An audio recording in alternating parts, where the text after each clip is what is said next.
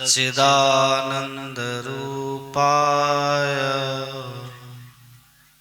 रामाय गुरवे नमः। वन्दो गुरुपदकञ्ज कृपा सिन्धु नररूपहरि महामोहतम पुंज जासु वचन रविकर निकर। बोलिए प्रेम से श्री सद्गुरु महाराज की जय। श्री सद्गुरु महाराज, श्री सद्गुरु महाराज की जय।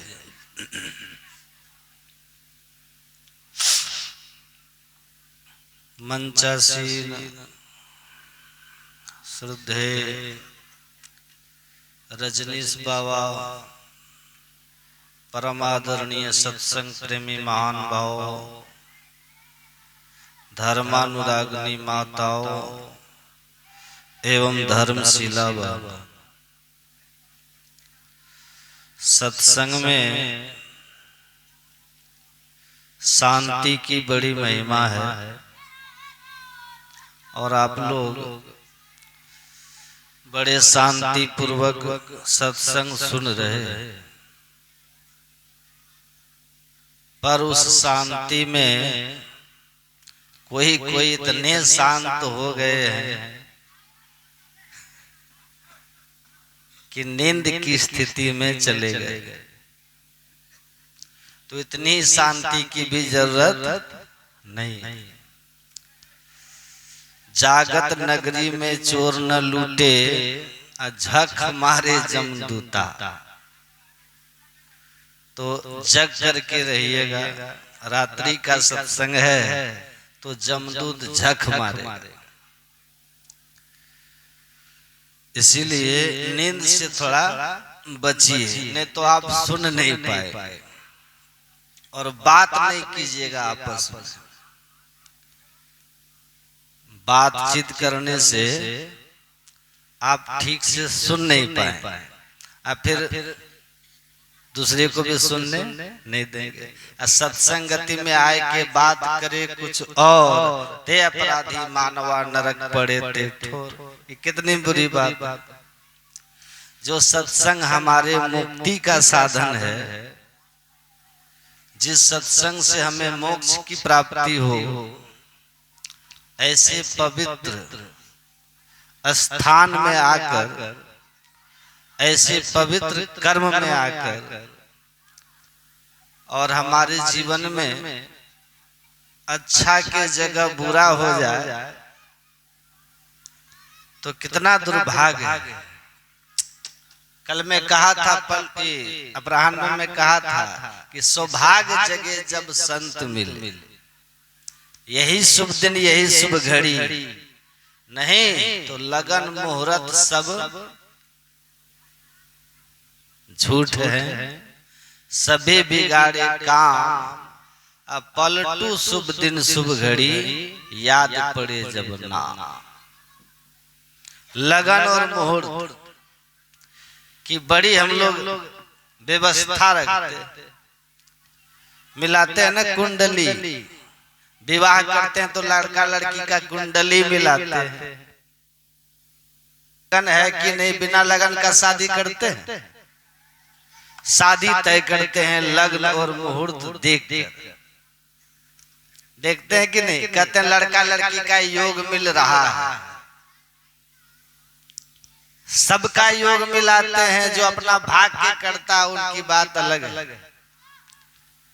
बाकी परिवार सबका लगन देखता है, मुहूर्त देखता है, योग मिलाता है, तब जाके विवाह करता है। और उसके बाद भी खटपट जारी ही रहता है कि नहीं? उसके बाद भी खटपट जारी रहता है। झारखंड के गोड्डा में एक लड़का था, सत्संग के क्रम में मिला तो सुना रहा था कि बाबा जब हमारी शादी की बातचीत चल रही थी ना, तो हम इतने खुश थे कि हमको लग रहा था कि मत कहिए बाबा, हम ही चुनाव लड़ रहे हैं एमएलए, आज किसी राष्ट्रीय पार्टी का टिकट मिल गया, हमको इतनी खुशी हो रही थी। मैंने कहा तब क्या हुआ? कहा जब लड़की वाले देखने आए ना तो साथी संगत तो आए नहीं देखने, हमको देखने आए। तो हमको महसूस हो रहा था कि हम चुनाव प्रचार में सब विरोधी को पीछे छोड़ के आगे निकल गए, जीत सुनिश्चित है।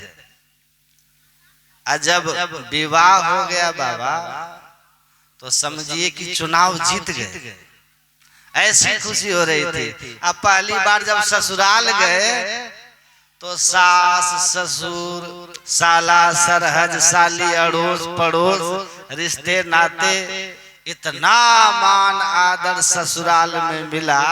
पहली बार ससुराल जब गए कि उस सुख की महिमा हम आपको बता नहीं सकते, आप समझ भी नहीं सकते बाबा। ये तो वो सुख है सो जाने जो पावे।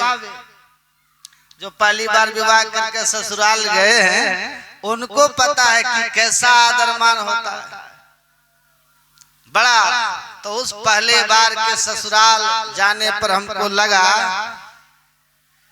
कि उस स्वागत में हम इतने प्रसन्न थे कि हमको लगा कि हम ही नीतीश कुमार जी के जगह हमारा ही मुख्यमंत्री के रूप में शपथ ग्रहण हो गए।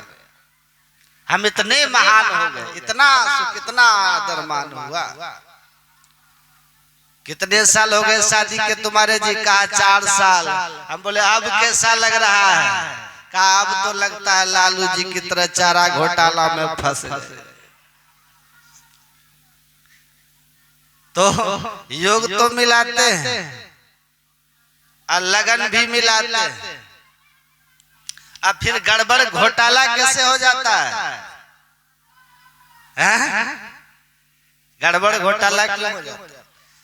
ये मेरा प्रवचन शुरू होता है कुमोद जी उठ के भाग जाते हैं।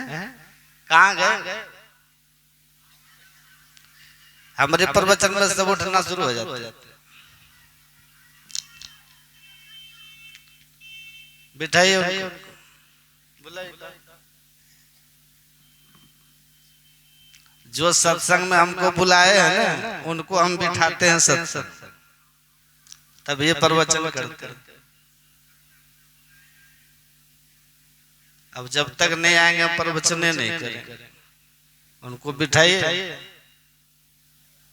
जितना जो करना पहले कीजिए।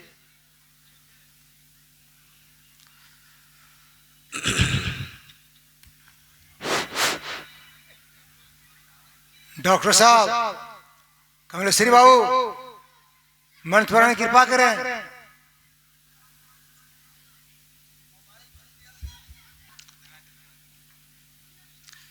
क्या कह रहे थे? हाँ अब सुनिए। तो संसार में सुखी होने के लिए परमात्मा की भक्ति है, परमात्मा की प्राप्ति है। परमात्मा का जो अनुभव किया केवल वही सुखी है। अब बाकी सब दुखी। नानक दुखिया सब संसार सुखिया सो जो राम आधार। केवल परमात्मा के शरण में जो है वही सुखी है, बाकी सब दुखी है। किसी न किसी रूप में सब दुखी है।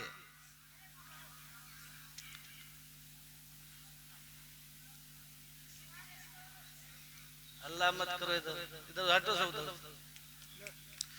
तो सुख चाहिए तो परमात्मा की भक्ति, परमात्मा की शरणागति। और ये जो ज्ञान है ना ये बिना सत्संग के होने वाला है। सत्संग में परमात्मा की ही चर्चा हो। संगत ही जड़ जाए न चर्चा राम की, दुल्ह बिना बारात कहो किस काम। तो ये जो सत्संग हो रहा है यहाँ परमात्मा की चर्चा हो रही है। परमात्मा की चर्चा होती है, परमात्मा की भक्ति की बात होती है, परमात्मा की प्राप्ति में जीव को सुख शांति और आनंद है। इसके इतर मास फागुन मस्त होई के किए बहुत बनाओ, ऊंचे महलन जड़ित मणिगण सुख तब होने पाओ, कुल भल रूप भल रुत्रिया भल पायो से। का ये सब कुछ आपको मिल जाए, लेकिन स्वप्न में भी सुख नहीं मिलेगा जब तक आप ध्यान और सत्संग नहीं, ध्यान सत्संग नहीं कीजिएगा, कभी सुखी नहीं होइएगा। और आप उधर बढ़ रहे हैं जिधर बढ़ने से जीवन में दुख ही दुख हो रहा। तो ऐसा मत समझिएगा कि मैं ये कह रहा हूं कि शादी विवाह मत कीजिए। मेरा कहने का भाव ये है कि शादी विवाह कीजिए, लेकिन जैसे कहते हैं ना कि कटहल काटने के पहले तेल लगा ली हाथ में। कौन सा तेल, मिट्टी का कि सरसों का? सरसों का तेल हाथ में लगा करके तब कटहल काटते ना तो लस्सा नहीं लगता। उसी तरह संसारिक जीवन में आने के पहले आप सत्संग का अपने अंदर सत्संग ध्यान ईश्वर भक्ति का जो है ना हृदय में तेल लगा लीजिए। फिर आपको संसार फंसा नहीं सकता है, चौपाया छौपाया नहीं बना सकेगा। आपके जीवन में उन्नति होगी, सुख शांति बनी रहेगी, सुख शांति बनी रहेगी, नहीं तो बहुत परेशान हो जाइएगा। तो जीवन सत्संग इसीलिए कहा कि सत्संग कीजिए, इससे ज्ञान होगा। राजा भर्तृहरि उज्जैन में हुए थे, विक्रमादित्य के बड़े भाई थे, बड़े महान राजा। बाद में उनको वैराग हुआ, वैराग पत्नी के कारण हो गया। तुलसीदास जी महाराज की भी पत्नी से ही वैराग हुआ था। तो वैराग हुआ अपनी पत्नी के कारण भर्तृहरि को। गुरु गोरखनाथ जी महाराज के शरण में चले गए, साधना करने लगे, साधना करने लगे। ज्ञान हुआ तो उन्होंने कहा कि जीवन में सबसे जरूरी चीज क्या है? कहा कि संसार में सबसे बढ़कर क्या है? तो उन्होंने कहा सत्संग। सत्पुरुष का संग है, महापुरुष का संग, संत का संग, इससे बढ़कर के और कुछ नहीं। चोर चुहार को धन दौलत कितनो हो जाए लोग आदर नहीं करते हैं, भीतर से सब यही सोचते हैं कि धरती का बोझ कब उठ जाए। तो सब चाहते हैं कीर्ति, कुख्यात लगता है कि नहीं लगता है? अरे कितनों धन दौलत कमा के बाहुबली आजकल ने तो लोग बन गए, तो क्या लिखता है? कुख्यात। सुख्यात नहीं है, कुख्यात है। एक आदमी सुधर गए, हम बोले आप तो सुधर गए, कैसे सुधर गए? क्या बोला पता है? एक दिन बेटा आके हमको बोला बाबा कि हमको स्कूल में चिढ़ाता है लोग, तोर बाप चोर। बोला बोलते बोलते बेटा रोने लगा, हम स्कूल नहीं जाएंगे, हमको बोलता है चोर का बेटा। बोला उसके बाद हम बेटा को वचन दिए कि आज से हम गलत आदमी का संग छोड़ रहे हैं, जैसे होगा अच्छे ढंग से जी। तो दुनिया में सब जस चाहते हैं, टटोलिए ना थोड़ा करीब जाके, टटोलने के लिए थोड़ा हिम्मत चाहिए, और वो हिम्मत आती है जब आप स्वयं सही रहिएगा। स्वयं सही रहिएगा ना तब वो हिम्मत आती है, क्योंकि उसको आप स्वयं मतलब स्वयं दारू पीजिए, आप बेटे को कहिए कि कोल्ड ड्रिंक मत पियो, खराबी है, तो सुनेगा बेटा? नहीं सुनेगा। पूज्यपाद महर्षि संत सेवी परमहंसी महाराज ट्रेन में जा रहे थे। एक आदमी अपने बच्चे को लेके एडमिशन कराने जा रहे थे, पटना ले जा रहे थे एडमिशन कराने पटना। तो थोड़ी देर के बाद वो आदमी सिगरेट निकाला अपने जेब से, अब पीने के लिए बाहर जाने लगा, क्योंकि वहां पी नहीं सकता था ना। तो पूज्य संत सेवी जी महाराज ने कहा कि आप अपने साथ पूर्णिमा और अमावस्या दोनों लेके चलते। तो कहा कि समझे नहीं। कहा कि पूर्णिमा अमावस्या दोनों नहीं समझे। तो नहीं। तो पूज्यपाद ने कहा कि अपने बेटे को आप ले जा रहे हैं एडमिशन कराने अच्छी जगह, पढ़ेगा लिखेगा, विद्वान होगा, अच्छी नौकरी हो जाएगी, तो इसका मान सम्मान होगा, धन वैभव हो जाएगा, जीवन सुखी हो जाएगा, जस कीर्ति हो जाएगी। तो पूर्णिमा हो गया। और अमावस्या इसलिए बोले कि साथ में सिगरेट भी रखे हैं। अब आप सिगरेट पीते हैं, बेटा देखता है कि बाबूजी सिगरेट पी रहे, तो बेटे के मन में बैठा रहेगा कि सिगरेट पीना चाहिए क्योंकि बाबूजी पीते। अब बच्चा जो है अपने माँ बाप का अनुकरण ज्यादा करता है, क्योंकि वही उसकी श्रद्धा रहती है ना। जिनकी जहाँ श्रद्धा है उसी बात को वो पकड़ेगा, उसी का अनुकरण करता है। तो अब अनुकरण करेगा सिगरेट का, सिगरेट पिएगा तो सिगरेट पीना सीख जाएगा। पहले आपके जेब से पैसा चुराएगा, अब बाद में हॉस्टल जा करके अपने दोस्तों के जेब से चोरी करेगा।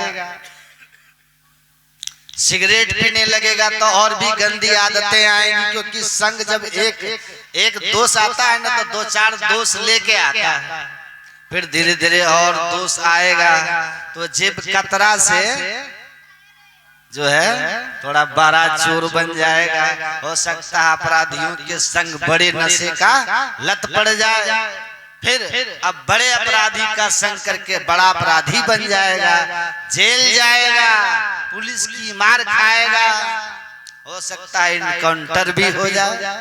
तो इसका जीवन जो है अमावस्या मतलब अंधेरा फैल जाएगा। तो आप अपने साथ अपने बच्चे का पूर्णिमा और अमावस्या दोनों रखते। श्री सद्गुरु महाराज की जय। उसी समय सिगरेट को ऐसे मरोड़ दिया और मरोड़ करके एकदम से बाहर खिड़की से फेंक दिया। कहा कि अब केवल पूर्णिमा रहेगा, अमावस्या अपने बेटे के जीवन में मैं अमावस्या की छाया भी नहीं आने। तो संत का वाणी है, तो कौन चाहता है? सब सम्मान भीतर से सब चाहते कि लोग हमको अच्छा कहे, हमारी कीर्ति हो। लेकिन संग दोष के कारण एक बार स्लिप कर जाते हैं, अब कीर्ति हो जाती है, उसके बाद जीवन में कुछ रह ही नहीं। इसीलिए इस बात को अच्छी तरह से आप लोग समझ लीजिए। गुरु महाराज कहते हैं समय बीत रहा, आयु बीत रही, गुरु का सुमरण कर लो, ईश्वर का भजन कर लो, क्योंकि यही एक साथ जाएगा, यही परमार्थिक संपत्ति परलोक में तुम्हारी रक्षा करेगा। उस परलोक मार्ग का जब तुम पथिक बनोगे, इस तन से निकलोगे, तो वहां साथ जाने वाला पाथे क्या है?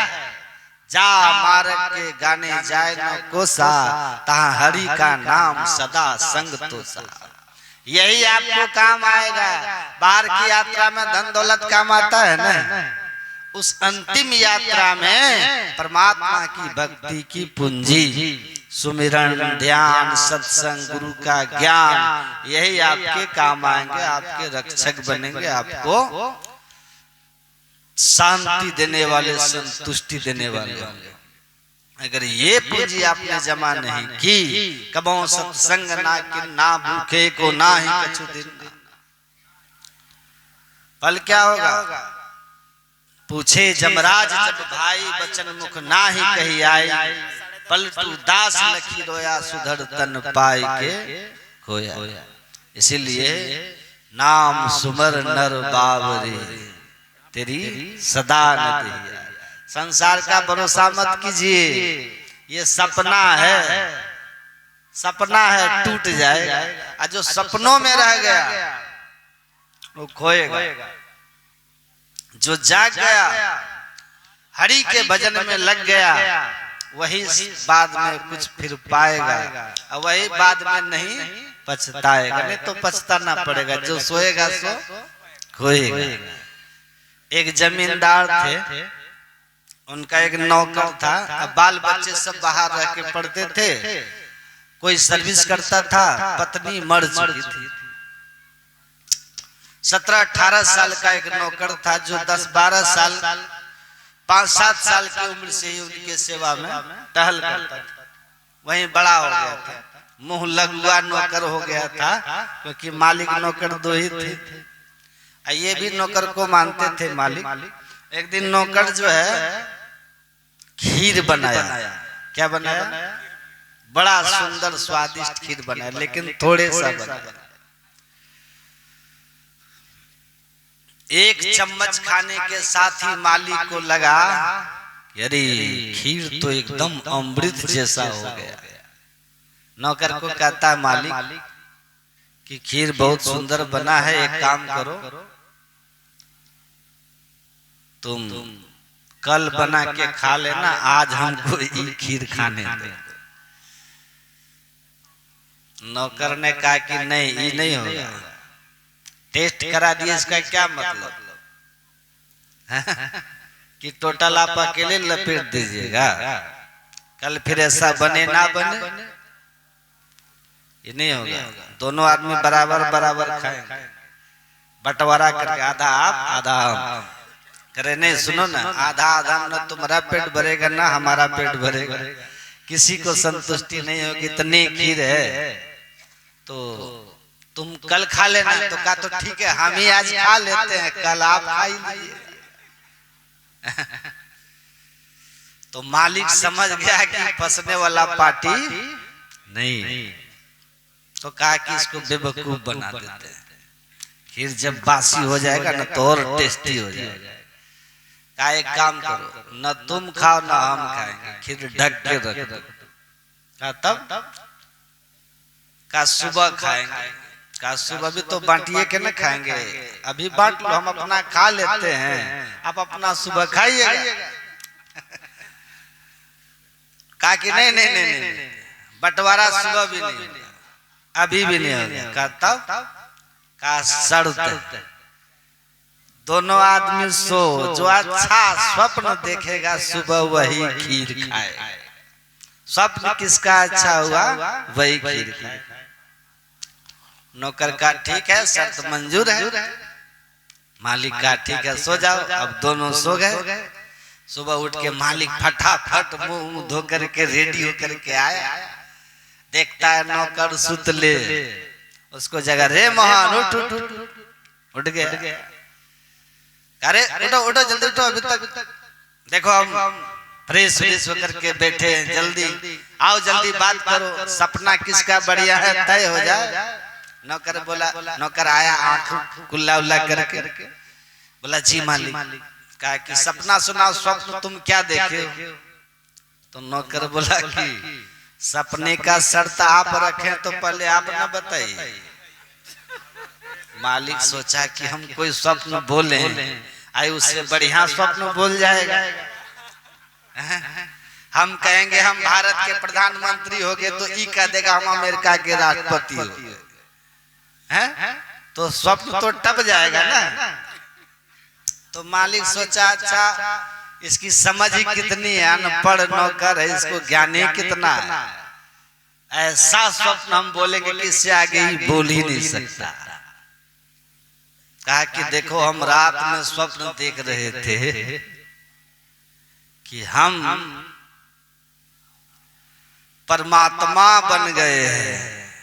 अब परमात्मा से बड़ा कौन है? ईश्वर से आगे तो कोई जा ही नहीं सकते ना। कहा मैं परमात्मा पद पर अवस्थित हूं, ब्रह्मा विष्णु महेश सब हमको चमर डुला रहे। बहुत सी अप्सराएं हैं जो हाथ थाल में सोना चांदी हीरे जवाहरात लेकर के हमारी स्वागत में खड़ी। चारों तरफ हमारी ऐसी सुरक्षा है कि वहां जमराज भी प्रवेश नहीं कर सकता। त्रिलोकी का राजा हूं। अब इससे आगे नौकर के आप लोगों में से भी कोई नहीं जा सकते आगे। अब मालिक सोचा इसकी समझ भी नहीं इससे आगे बढ़ने की। नौकर कहा कि बाप रे बाप, ऐसा स्वप्न हमारा तो 7 खानदान भी ऐसा स्वप्न कल्पना में भी नहीं जाए। इतना ऊंचा स्वप्न कि ब्रह्मा विष्णु महेश सब चमर डुला रहे। बताइए। तो मालिक ने कहा तब तो तुम फेल हो गया ना, तो खीर ले आओ। कहा चलिए, लेकिन जब शर्त है, ठीक है स्वप्न आपका अच्छा, लेकिन हमारा भी स्वप्न सुन लीजिए। कहा तुम क्या स्वप्न देखा? कहा मालिक हम सोए न, आधी रात में स्वप्न देखे कि नंगी तलवार लेकर के जमराज 2-4 जमदूतों के साथ मेरे गर्दन पे तलवार रख दिया। नौकर के सुनते ही कारे तो बहुत खराब स्वप्न देखा। चलो यही क्लियर हो गया कि तुमको जमराज पकड़ने आया और हम ऐसी सुरक्षा में थे कि जमराज घुस भी नहीं सकता था। ऐसी सुरक्षा में थे तो तुम तो फेल हो गए। अच्छा जाओ खीर लाओ। कहा मालिक सुन तो लीजिए। जमराज बोला उठो। हमने बोला कौन है आप? बोला हम जमराज। हम बोले आप क्यों आए हैं? कहा तुम्हारा समय पूरा हो गया, चलो। मालिक हम थर थर कांप रहे थे। मालिक गदगद हो रहा। मालिक गाय तो पूरे गलत स्वप्न देखा, अपने से स्वीकार कर रहा। पूरा खीर हमारे हिस्से में आ गया। अब मने मने खीर खा के प्रफुल्लित हो रहे। कहा मालिक हमने कहा जमराज से कि महाराज हमारे मालिक अकेले हैं, इनके दोनों तीनों बेटे बाहर सर्विस करते हैं, पत्नी भी मर चुकी है। 10 साल से हम ही इनकी सेवा में हैं। यमराज पुत्रवत मानते हैं, मैं मालिक की सेवा को छोड़कर चला गया, इनको कोई देखने वाला नहीं। मालिक हम आपके प्रेम में विनती कर रहे थे। कहा वाह बेटा वाह वाह। तो क्या हुआ? कहा मालिक मेरी विनती को सुनकर के जमराज ने कहा कि छोड़ देंगे एक ही शर्त पर। मैंने कहा कोई भी शर्त हम आपकी मान लेंगे, लेकिन आप हमको ले जाइए मत मालिक के पास से। तो कहा ठीक है तब चलो। जमराज हमारे कंधे पे तलवार लेके कहे चलो जो हमारी शर्त है पूरी करो। मैं गया, ले गया हमको किचन का, खोल दरवाजा। मालिक किचन का दरवाजा खुलवा दिया। उसके बाद कहा कि ढककर क्या रखा है? मैंने कहा मालिक खीर। जमराज इसमें खीर है। सूंघ करके जमराज देखे और कहा अरे ये तो बड़ा अच्छा लग रहा है। कहा हाँ बहुत अच्छा है। कहा सुन, अगर तुम इस दुनिया में रहना चाहता है, मालिक की सेवा करना चाहता है, तो मेरी एक ही शर्त है कि तू अभी का अभी सारा खीर खा जा।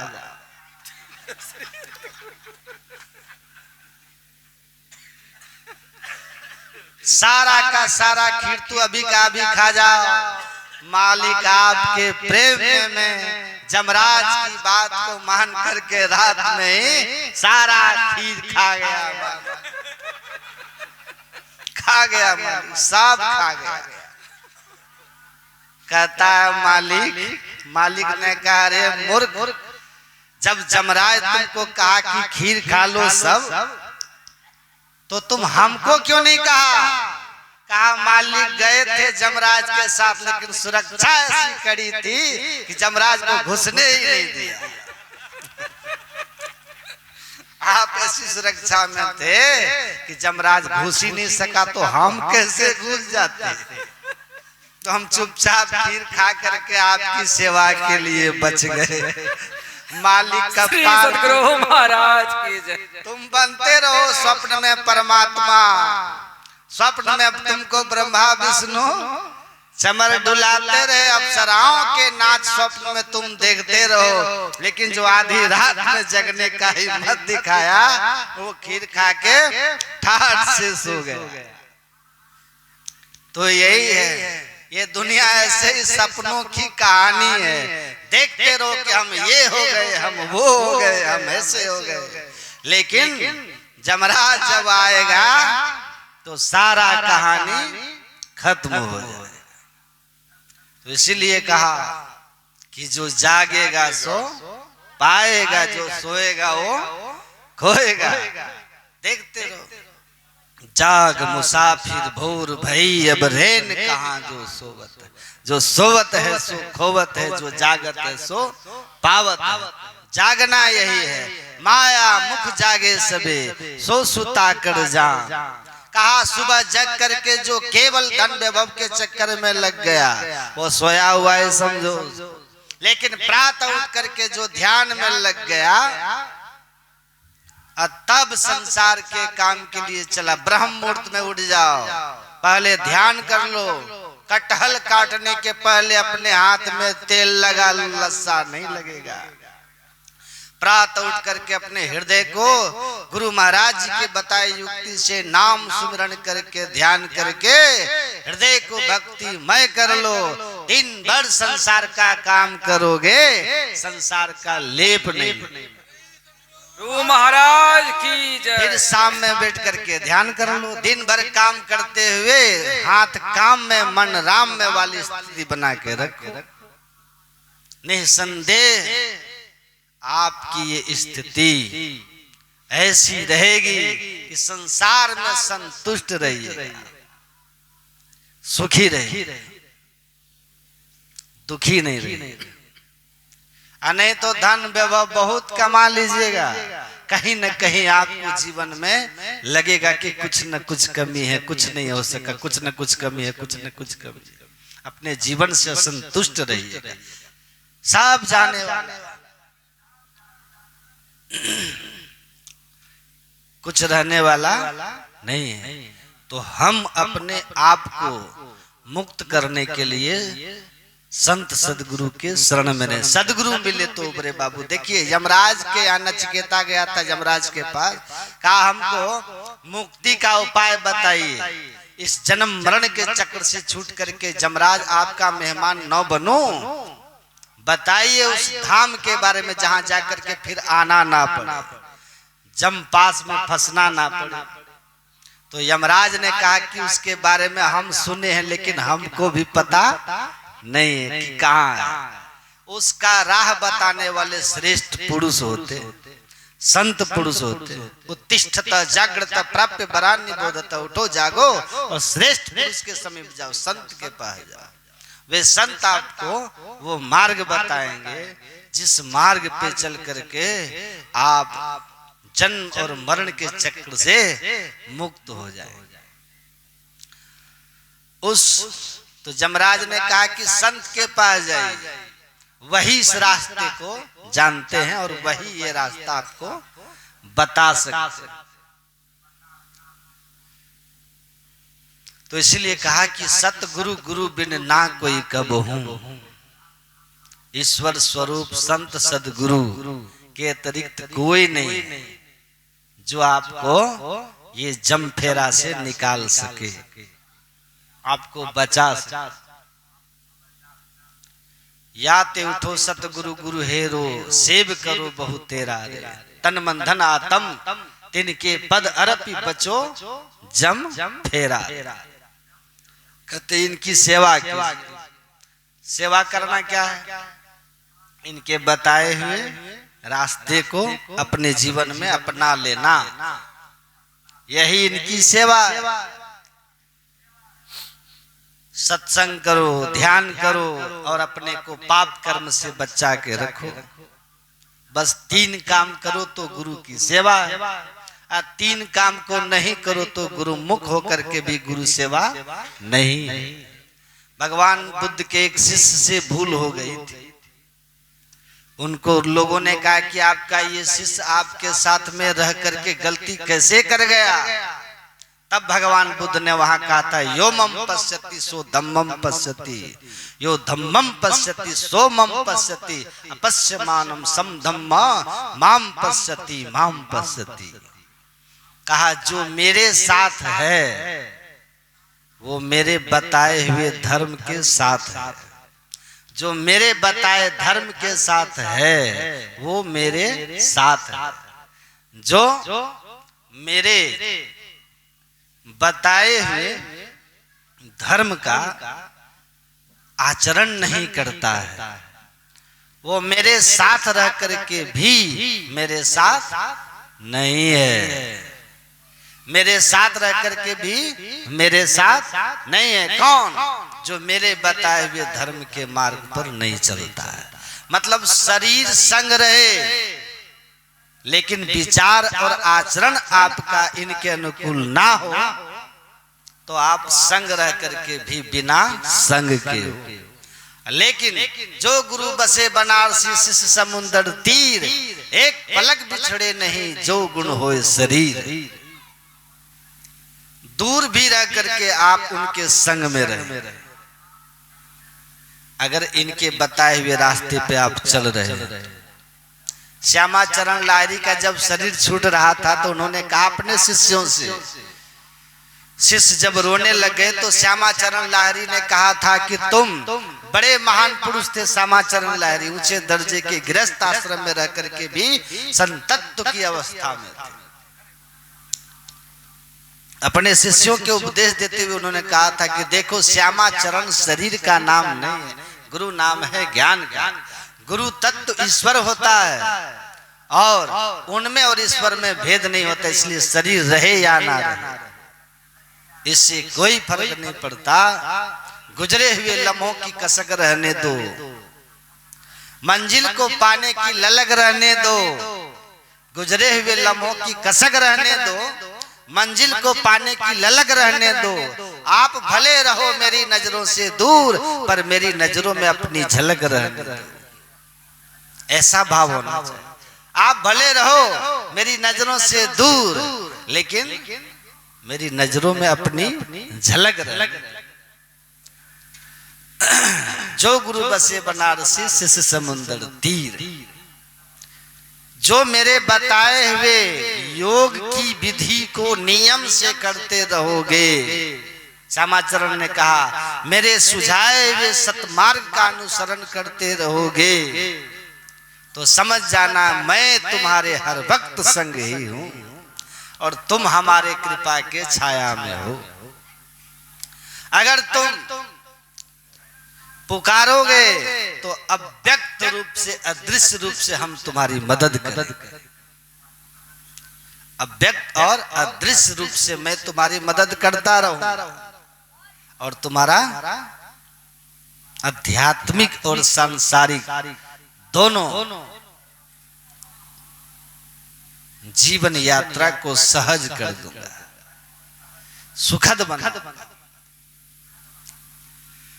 तो इसीलिए कहते हैं कि गुरु के शरण में रहो। आप पढ़िए, भगवान शिव पार्वती का संवाद है। भगवान शिव से माँ पार्वती ने पूछा कि जीव शिव के भेद को समझाइए। तो माँ पार्वती को भगवान शिव ने कहा, ध्यान से सुनिए, जीवः शिवः शिवः जीवः सह जीवो केवलो शिवः।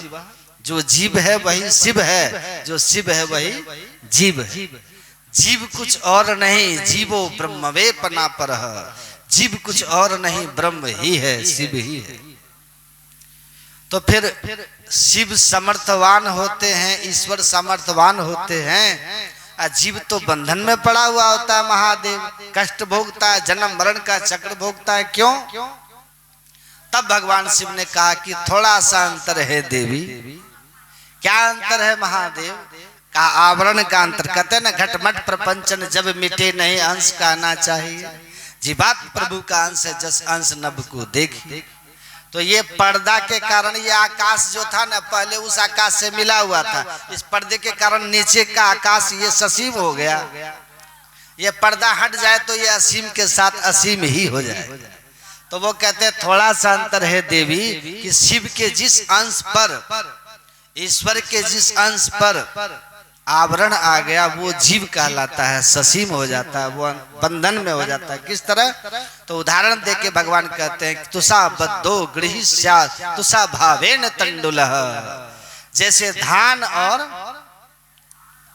चावल। चावल और धान में क्या अंतर होता है? छिलका का, जिसमें छिलका है वो चावल है, ये धान है, और जो छिलका रहित है वो चावल है। उसी तरह जो आवरण सहित है वो जीव है, और जो आवरण रहित है वो शिव है। तो जीवात्मा आवरण में और परमात्मा आवरण रहित होता है। ईश्वर आत्मा क्षेत्रज्ञ इति युक्त संयुक्त प्रकृतेर गुणे तैरेवति गुणिर्मुक्त परमात्मेति उदारतः। ईश्वर के जिस अंश पर आवरण आ गया माया का, घटतम प्रकाश व शब्द पटत्रय, उसको जीव कहते हैं, और जिस पर यह आवरण नहीं है उसको ईश्वर कहते हैं। जीवात्मा और परमात्मा में आवरण का भेद है, तत्व का भेद नहीं है। तो मां पार्वती ने कहा कि उस शिव तत्व, ईश्वर तत्व के जिस अंश पर आवरण आ जाने से वो ससीम होकर के जन्म मरण दैहिक दैविक भौतिक कष्टों को भोगता है, वह इस आवरण से मुक्त होकर के अपने पूर्व ईश्वरीय अवस्था को कैसे प्राप्त कर सकता है, जहां कोई दुख शोक ना हो, आनंद ही आनंद हो। नहीं अंश कहना चाहिए, यह अंश कैसे मिटेगा, अंश अंशी का भेद कैसे मिटेगा, ये और आवरण कैसे हटेगा? तब भगवान शिव ने ये नहीं कहा कि हमारी कृपा से हटेगा, नहीं, हमारी कृपा से हट जाएगा, ऐसा नहीं। भगवान शिव कहते हैं देहि ब्रह्मवेद यस्मात् तत्कृपार्थम वदाम्यहम सर्व पाप विमुक्त आत्मा श्री गुरु पद सेवना। याद ते उठो सतगुरु गुरु हेरो सेव करो बहु तेरा रे। भगवान शिव कहते हैं पार्वती सुनो, समस्त पापों से मुक्त होकर के, आवरण विमुक्त होकर के अपने पूर्व ईश्वरीय अवस्था में तब हमें से अब हमें से यही जन्म का लाहा, जो जल से जल पैसन निकसे यूं ढूरी मिला जुलाहा, अपनी पूर्व अवस्था को प्राप्त करके जन्म मरण से मुक्त हो जाएगा। जीव ईश्वर को जान करके ईश्वर हो जाएगा। किसकी कृपा से? गुरु कृपा से। तत्कृपार्थम बदाम में हम जिसकी कृपा से ये जीवता का नाश होकर ईश्वरत्व भाव आएगा, वो कौन कृपा है? गुरु कृपा है। इसलिए गुरु की सेवा करो। और सेवा में क्या करो? कहा गुरु मूर्ति स्मरण नित्यम, गुरु नामनि सदा जपेत, गुरु आज्ञा प्रकुर्वितः, गुरु अन्योन भावेत। गुरु सेवा में क्या करना होगा? तो कहा कि गुरु मूर्ति स्मरण नित्यम, गुरु की नित्य कर पूजा, जगत इन सम नहीं दूजा, मैं ही को आन नहीं सूझा, फकत गुरु ही आधारा। तो भगवान शिव यही बात कह रहे हैं कि गुरु मूर्ति स्मरण नित्यम, गुरु की मूर्ति मन में ही ध्यान। गुरु नानक देव जी कहते हैं गुरु मूर्ति का ध्यान करो, गुरु रूप का ध्यान करो, गुरु नाम नि सदा जपित। नाम का अर्थ होता है शब्द, शब्द का अर्थात मंत्र। गुरु मंत्र का सदा जप करो, गुरु मूर्ति का सदा ध्यान करो। और क्या करो? गुरु के बताए हुए समस्त बातों को अपने जीवन में धारण करो। और गुरु अन्योन न भावे, सदगुरु के सिवाय तुमको कोई और ही देवी देवता नहीं भाए, तो गुरु की कृपा आपको मिलेगी। गुरु ने मोहि मार्ग दियो बताई, आन देव की सेवा छुड़ाई। आन देव की सेवा जो है, कहते हैं ये मार्ग 84 चलन की, तो उन सब से हटाया गुरु ने। गुरु की बताई विधि से साधन भजन करो, इनके बताए हुए अनुकूल आचरण में चलो। इनका बताया हुआ मार्ग यही है कि गुरु मंत्र का जप करो, गुरु रूप का ध्यान करो, और उसके बाद ज्योति योग नाद योग की क्रिया करो, नियमित सत्संग करो, और सदाचार का पालन करो। इतना ही करो, यही गुरु आज्ञा।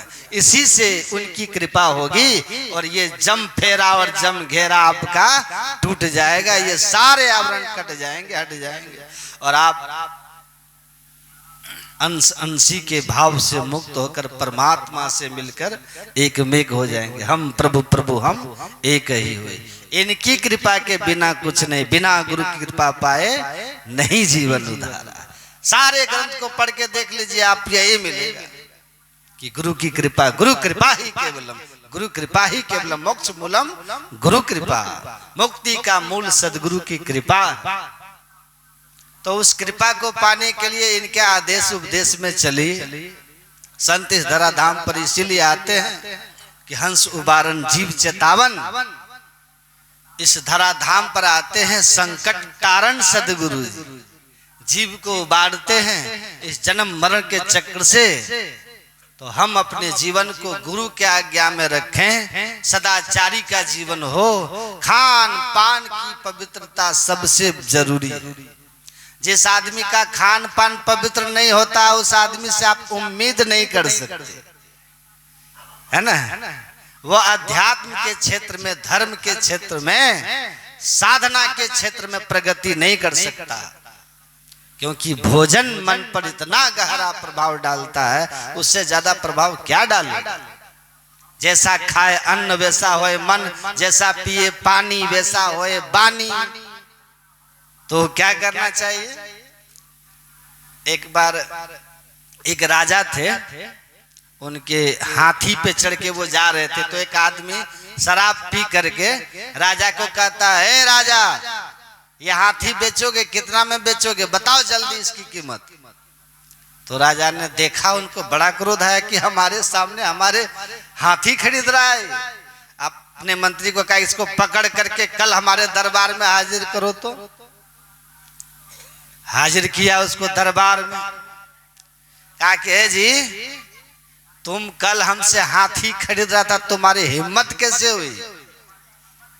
कहा कि श्रीमान हमारी कहाँ हिम्मत कि हम आपसे हाथी खरीदे, हमारे पास पैसा भी नहीं, होता भी तो हम आपसे हाथी खरीदने की हिम्मत कर सकते थे, हम कहीं और से खरीदते। तो कहा तुम ही तो था कल। कहा कि नहीं महाराज मैं नहीं था, कोई दूसरा था। कहा कौन था दूसरा, कौन दूसरा था, तुम ही तो था कल। कहा नहीं महाराज दूसरा था। कहा कहाँ है वो दूसरा। तो वो अपने पीछे से एक शराब की बोतल निकाल के कहा महाराज यही था, यही था। जब मेरे अंदर था तो ये हाथी खरीद रहा था राजा का, और जैसे ही निकल गया इसका प्रभाव खत्म हो गया, औकात पे आ गए। तो बड़ा इसकी महिमा है खान पान की। तो एक मद तो ही चढ़ता तो ऐसे ही आदमी किसी को समझता है नहीं, समझता है किसी को कुछ नहीं।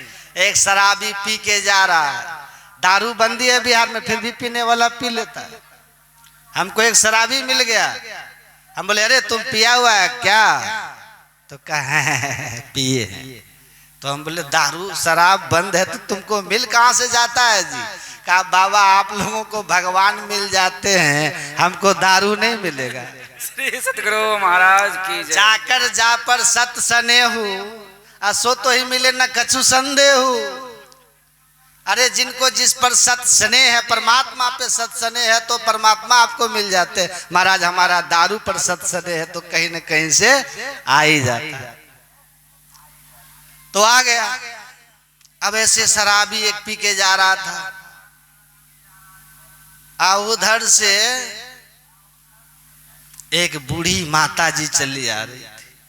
आई अंधेरा भी था, नशा में जा रहा, वो बूढ़ी से टकरा गया, उसके घर के सामने ही टकरा गया। अच्छा वो बूढ़ी बोली है देख के चलो, ये सुनता है भला नशा में। कहता है कैसा लोग है अपना भैंस को रोडे पे छोड़ देता है। अब बूढ़ी सुनी कि भैंस को रोडे पे छोड़ देता है, चिल्लाई अपना बेटा सबका नाम ले लेके। बेटा सब था पहलवान पहलवान एकदम। आया चारों, क्या हुआ मम्मी। कहा हमको भैंस बोलता है। बड़ी मार मार करके गर्दा झाड़ दिया। और उसके बाद कहा सुन लो, आज के बाद किसी को भी भैंस गाय की भाषा नहीं बोलना। किसी भी औरत को देखोगे तो माँ बहन करके हाथ जोड़ के बात करना। कहा कि जो आदेश, जान छोड़ दीजिए, जान छोड़ दिया। अब आगे डगमगा के जा रहा था, उधर से एगो बिगड़ल भैंसा आ रहा था। ये देखा भैंसा, फिर सोचा कि ना, उस समय भी बुढ़िया हमको भैंस नजर आई थी। ये भैंसा नहीं है, नशा में दिख रहा है। अब भैंसा चला आ रहा, भैंसा था बदमाश। ये हाथ जोड़ के कहता, भाई साहब थोड़ा बगल हो जाइए, हमको निकलना है। जैसे कहा कि भाई साहब, अब भैंसवा सटा, उठा के सर नाला में पटका, ठंडा हो गया, एकदम ठंडा कर दिया। तो वैसे ही शराबी का क्या लिए, किधर से किधर चला जाएगा, पड़ा हुआ था। पानी पियोगे जैसा वाणी हो जाएगा, अन्न जैसा खाओगे वैसा मन हो जाएगा। इसलिए सदगुरु कहते हैं, संत कहते हैं, सदग्रंथ भी कहते हैं कि खान पान को प्रथम सम, तब रस रस सब अवगुण मान। मांस मछरिया भोजन त्यागो, सतगुण खान पान में पागो। एक कुकर को खाना मानुष दे क्यों खाए, मुख में आमी के मेलता नरक पड़े सो जाए। एक सुना रहा था हमको कि जानते हैं बाबा, यहाँ बोलता है लोग कि मछली नहीं खाएंगे तो इतना मछली हो जाएगा कि पानी में किसी को नहाने नहीं देगा तालाब में। तो हम बोले कि यहाँ के लोग कुत्ता खाते हैं कि नहीं? तो कहा कि नहीं, कुत्ता तो इधर कोई नहीं खाता है। तो हम बोले कहाँ कुत्ता गली में चलना मुश्किल कर दिया है? कुत्ते गली में चलना मुश्किल तो नहीं किया है, आ खाते तो लोग नहीं है, तो कहाँ मुश्किल कर दिया है? अब पानी में नहाने जाओगे तो मछली परेशान कर देगा, नहाने नहीं देगा। कैसा मूर्खतापूर्ण तर्क है, सोच। तो जीव का स्वाद है। मछली को पानी से निकालने पे कितनी तड़प होती है, ऑक्सीजन नहीं ले पाता, मतलब श्वास नहीं ले पाती है मछली, क्योंकि श्वास गलफड़ से लेती है। गलफड़ की बनावट ऐसी है कि बिना जल से सीधे वायु से वो ऑक्सीजन ग्रहण नहीं कर सकती, इसलिए तड़प तड़प के मर जाते। जैसे आपका भी नाक मुंह बंद कर दे तो आप तड़पेंगे हवा के बिना, श्वास के बिना, तड़प तड़प के मरते। कितने मछलियों को तड़पा तड़पा के मारते हैं लोग, हैं? देखिए, अगर आप लोग नहीं खाने वाले होते ना कोई, तो मछुआ मछली क्यों मारता? सोचिए थोड़ा। इसीलिए मनु महाराज ने कहा कि 8 तरह के घातक होते हैं। अष्ट घातक,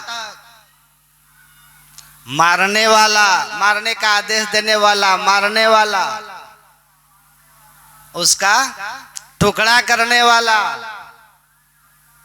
बनाने वाला और बेचने वाला, खरीदने वाला, बनाने वाला और परोसने वाला।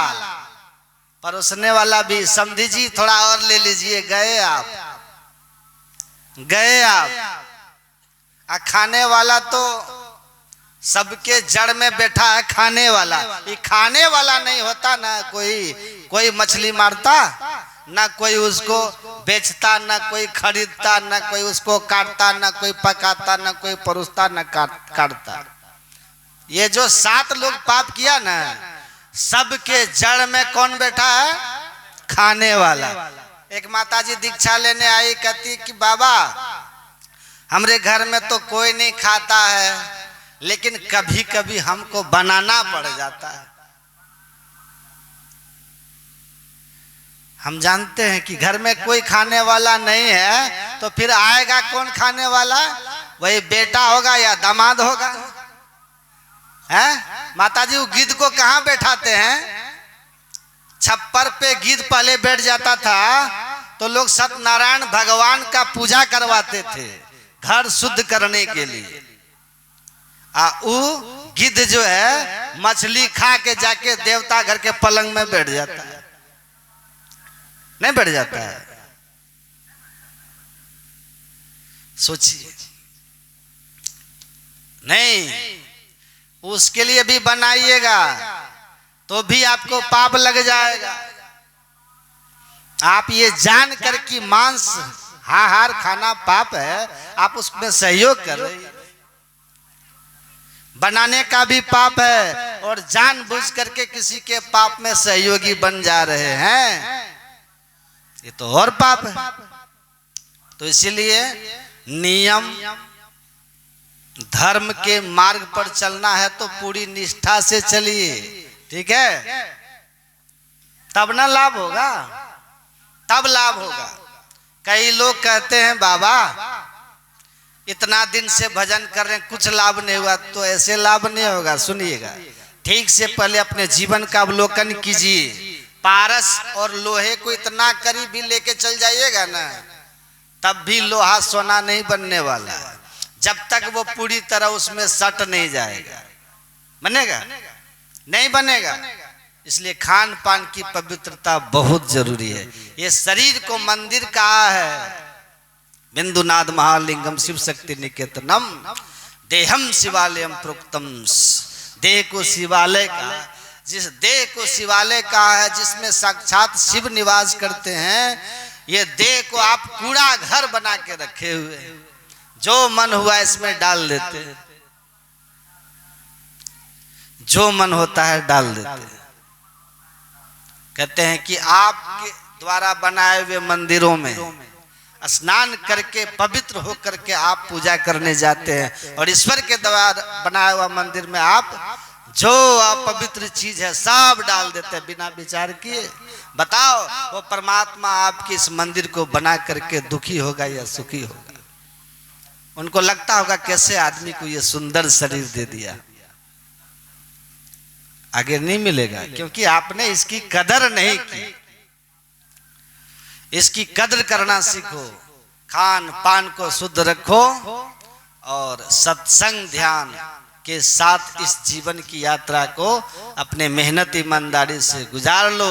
किसी की ममता में फंस करके भाई से, परिवार से, समाज से जमीन पैसा बेईमानी मत करो, नहीं तो बेईमानी करके जमा किया हुआ धन जो है ना बाद में वही संतान लुटा देता है। और बोलने वाले बाप को जो है ठीक ठीक इज्जत ऐसा बेइज्जत करता है कि उसको लगता है कि इसी के लिए हम इतना बेईमानी किए थे।